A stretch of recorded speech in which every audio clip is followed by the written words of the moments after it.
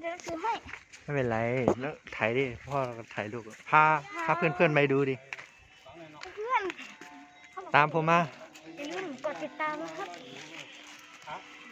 กดติดตามกดแชร์ว้าวนู่นนั่นเป็นครูบอลลี่ครับนี่บนนู้นถ่ายไปแล้วครูบอลลี่โอ้ยที่ถ่ายคลิปอยู่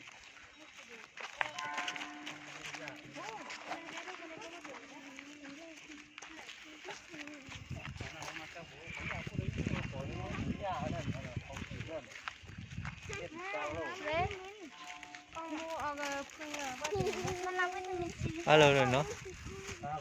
โอ้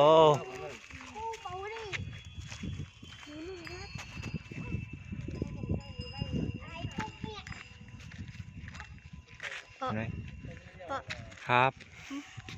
ไปพาเพื่อนไปดูดิ